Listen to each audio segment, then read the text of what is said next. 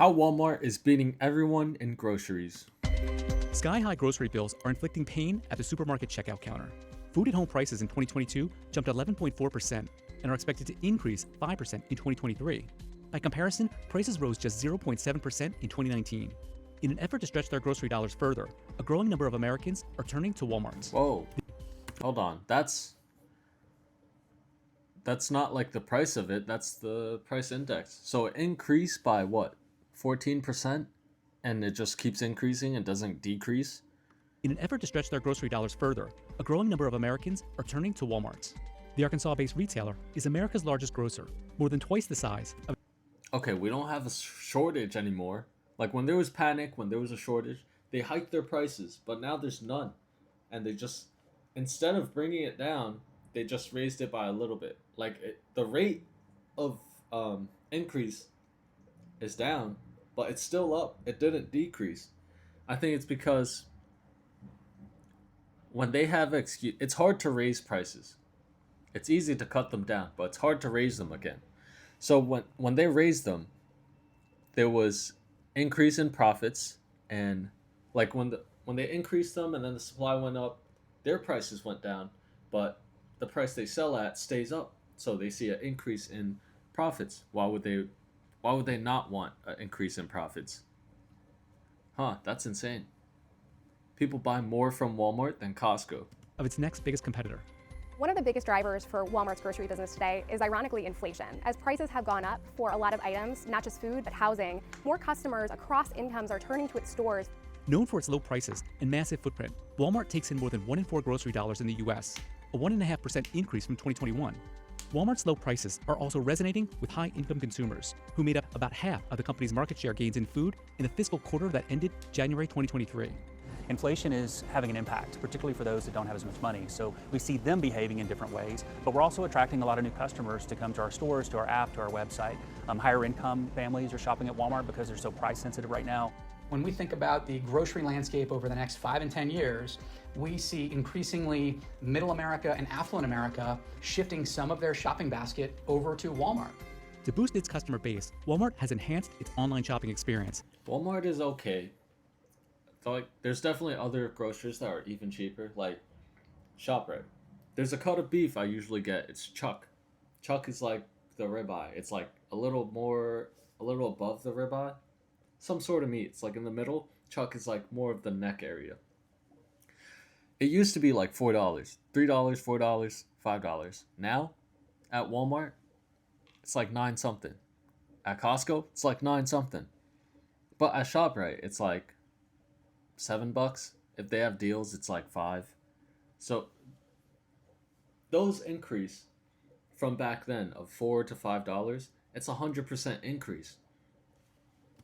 It added robots to its warehouses and ramped up programs like drone and direct-to-fridge delivery. It's also expanded its late-night delivery offerings. As it has gained market share, its stock price has continued to climb. But Walmart, along with its rivals, has also faced criticism that it doesn't compete fairly with small independent grocers. You will see milk being sold in place $1 a gallon less than what I can even buy it for. Eggs, anywhere from 25 to. Well, yeah, that's the benefits of scaling. Economies of scale. If you're a bigger business, you can buy pallets of milk instead of a carton, and you can sell cheaper. I don't see the problem. 50 cents or more less than what I can purchase it from. As long as we are not on a level playing field, the more we will see grocery store closures across the country, the less opportunity there will be for these consumers.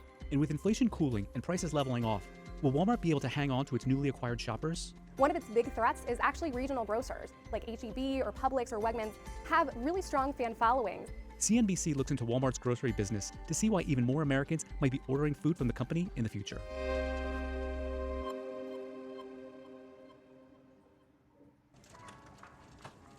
The first supermarket opened in the U.S. in the early 1900s. Inventions ranging from the shopping cart to the frozen dinner, in addition to the rise of the suburbs, helped the format flourish. Following World War II, supermarkets emerged as the leading food retailer in the U.S., with the number of stores more than doubling from 14,000 in 1950 to 33,000 in 1960. The format was such an integral part of American culture. Cold War propagandists used supermarkets to showcase the advantages of capitalism. Tell me, who could possibly afford to buy food in a place such as this? Well, this is just an ordinary food market. Most everybody in America shops in stores like this from time to time. 40s, 50s, 60s, we had an incredibly robust and diverse market. It's so interesting to me that in the 1950s, independent grocers were about half the market. They were going like gangbusters, like really thriving. But we also had the growth of these chains like Kroger and Safeway. Kroger, wow. Sam Walton opened the first Walmart in Arkansas in 1960. Isn't the Walton family like one of the richest in America? 2 decades later, a full-scale supermarket was added, creating the chain's first supercenter. Around the same time, Walmart launched Sam's Club, its warehouse store. Oh, I didn't know that. Sam's Club? Walmart owns Sam's Club? I thought Sam's Club was bigger than that. Wow. But I don't see the problem in economies of scale. If they can offer better prices, so be it. Like at the expense of quality. Even if it... I feel like it's... I believe in the free market. So if people are still willing to buy it, even at lower quality but cheaper price, that means there's a market for it. If there wasn't, people wouldn't shop there. People wouldn't buy there. By the early 2000s, Walmart was the country's largest grocer. Walmart in its early days was more of a destination for general merchandise that you needed for your home and your life. It's increasingly become your regular grocery store. In an effort to beef up its e-commerce operations, in 2016, it purchased online retail site Jet for $3.3 billion. Jet? 4 years later, the site was discontinued. If you look at the What? 4 years after they just spent $3.3 billion and just shut it down? trajectory of our business, it changed. That makes no sense. Why would you buy it and then shut it down? Changed when we made that acquisition. Not only did we pick up Mark Laurie and a great team, we picked up fulfillment centers, a lot of expertise that ended up paying off. Walmart's competitors were expanding too. Between 1997 to 2000, a fifth of all U.S. supermarkets, 4,100 stores in total, were acquired. By 2005, the 20 biggest U.S. grocery stores, including Kroger, Albertsons, and Safeway, accounted for more than 61% of total U.S. grocery store sales. And that consolidation continues today. Grocery chain Kroger announced in October 2022 its plans to buy rival Albertson in a deal valued at $24.6 billion. The U.S. had over 63,000 grocery stores and supermarkets in 2023, employing nearly 3 million people.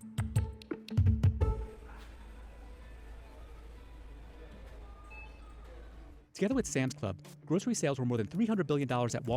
If a supermarket can buy another competitor and offer even better pricing, I feel like it's a win-win.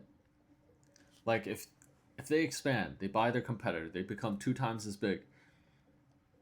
Now they can buy 2 times as much merchandise, which will be a cheaper price. So they save money, they make more money, and eventually the consumer saves more money. So I really don't see any downside. Besides like the smaller grocery stores that are being closed because of Walmart. Because they can't compete on price. They have infinite amounts of bankroll.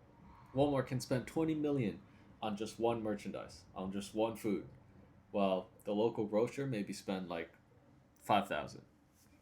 Walmart in 2022, compared with Kroger, the nation's second leading grocer, that had sales of $109 billion that year.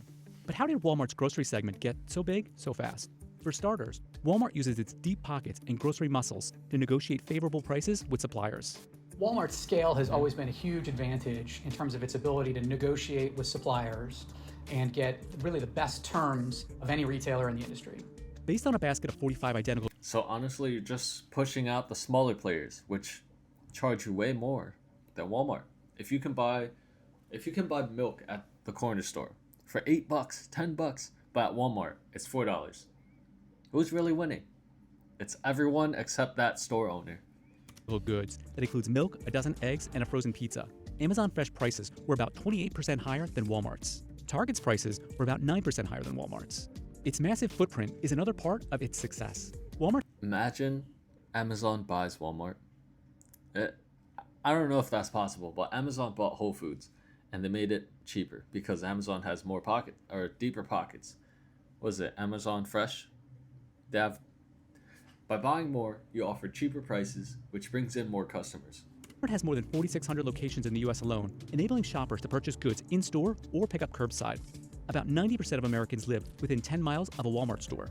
They also act like mini warehouses. More recently, Walmart has been testing a way to automatically fulfill grocery orders. So it's adding automation in the back of stores. It actually made an acquisition of Alert Innovation, which is a company that essentially has a bunch of robots that act almost like a larger version of a vending machine that help pick different groceries and make it speedier and cheaper to fulfill online grocery orders. Even this year, they've talked about investing, I think, close to $18 billion or 17 or $18 billion in capital expenditures, a lot of which is going to go toward automation, which should help to drive, over time, better profitability. Walmart said it expects 65% of its stores to be serviced by automation by the end of fiscal year 2026. Automation could make some jobs obsolete. Walmart, the country's largest private employer, has 1.6 million workers on staff in the U.S. It has also upped its e-commerce game and added convenient shopping options to entice high-income consumers. It added same-day grocery delivery for Walmart Plus subscribers, advertising that delivery could come in as little as 30 minutes. Walmart has also rolled out multiple delivery options. Drone delivery, which began in 2021, is available in a handful of markets, including Texas and Florida, has made more than 10,000 deliveries as of September 2023. An additional delivery option for Plus members is Walmart. Imagine how easy that is. Imagine a Walmart 30 minutes away from you, gets to you, you order, gets to you in 5 minutes. Because they avoid all the traffic, they just go straight line, straight to you, full speed. Home, available in 46 markets, including Miami and Dallas. The service features a store associate who can deliver groceries to your door, your garage, or even inside your kitchen. Wait, what? You give them the keys or something? You give them the code to your house? There's no way. They're away from home. Private label brands have boosted grocery sales as well. Walmart has 4 of the 5 most popular private label brands, including Great Value, which was purchased by 72% of U.S. consumers, according to a 2022 report. You don't want to be in the path of Walmart. You don't want to be in the path of Amazon. 10 years ago, there might have been this idea that, the supercenters are all... Also, Kirkland Signature. You can't be in the way of those because their private label, like, for example, Costco's, Kirkland Signature, they say they aim to be 1% better than the leading competition. Like, let's say Duracell. Costco's batteries, Kirkland Signature, is at least 1% better and it's cheaper, offering a better value. Rolled out, there's no more growth ahead for Walmart. But e-commerce is really this next leg of growth. And if you can weave in the automation behind it and keep adding to a simpler and cleaner shopping experience, I don't see why we don't get another leg of growth here ahead for Walmart. And while groceries are considered a low-margin business, they also enable Walmart to move customers into high-margin discretionary spending categories like apparel and home furnishings. So Walmart doesn't have to really make much in terms of groceries. They could even lose money on groceries because part of the strategy is to bring people in and then sell them all the other stuff. Groceries made up 59% of Walmart US's 2022 net sales, followed by general merchandise and health and wellness. Walmart US accounted for 69% of the company's 2022 sales. Another way Walmart dominates its rivals in terms of grocery dollars is by attracting Supplemental Nutrition Assistance Program benefits. SNAP is the government program formerly known as food stamps to help reduce poverty and food insecurity. SNAP provides nutrition assistance to millions of eligible low-income individuals and families. Almost 97% of SNAP shoppers purchased groceries at Walmart in the past year. Wow, that's a lot of people. Like, of people that are on SNAP, 97% of people go to Walmart. Spending on average nearly $2,300. I mean, it's definitely the best deal. Like, if you go to the corner store, you could buy groceries, but a gallon of milk is like $10. More than a quarter. And whatever you buy, let's say cereal, Walmart maybe $4. At the corner store, like $9 to $10. Total SNAP. It makes sense. Their SNAP dollars go further. Grocery dollars spent in the U.S. went to Walmart that year, compared with about 8% at Kroger and less than 6% at Albertsons. But what impact do Walmart's low prices have on smaller independent grocers? For an independent grocer, the challenge that they're facing right now is that Walmart and a few of the other big grocery chains are going to major grocery suppliers and saying, hey, we're 25% of your sales. And we want you to give us special favors. We want lower prices than you give to all of our competitors. We want assorted marketing dollars to come to us. We want you to organize your packaging to fit our parameters, all of these different things. And the suppliers, what's their choice? Critics argue that could create something known as the waterbed effect. If a supplier lowers prices, they will need to make up for that lost revenue elsewhere by charging smaller grocers more. Independent grocers account for a third of U.S. grocery. Does that make sense? I mean, a company wouldn't sell, if you were a supplier for apples, you wouldn't sell apples at a loss to a big competitor. That's a huge chunk of loss. And you wouldn't do that just to charge the smaller people more. That makes no sense. Sales. Jimmy Wright is the owner of Wright's Market, a 20,000-foot grocery. Even though they can buy a lot, it doesn't make sense for you to sell at a loss. Grocery store in Opelika, Alabama. Typically, what you will see is a community where the entry into Walmart is just it just takes most all the business in the town. So even if it doesn't take an independent grocer's business completely, it takes it to a level where the store is no longer economically sustainable. The 10 largest U.S. grocery chains, including Walmart, Kroger, Costco, and Albertsons, saw sales of $863 billion in 2022, 24% higher than 2019. One of the key reasons why Walmart wants to be in the grocery business is because people need to replenish their fridges. They may not get a new wardrobe, they may not need to buy a toy for their child, but they do need some of those basic items to cook dinner that night or make breakfast or pack their child's lunch. And those items tend to drive frequency, and that frequency can turn into other sales of other items that tend to be higher margin. And if Walmart can get people to cross the aisle from the dairy aisle to the clothing aisle, that's really where it makes its money.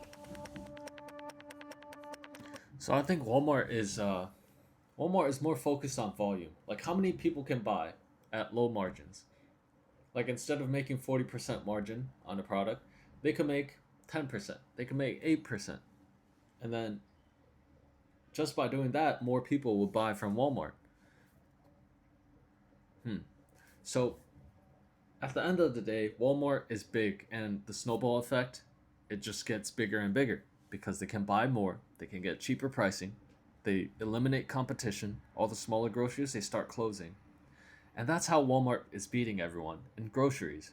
That's all for this video. I'll see you in the next one.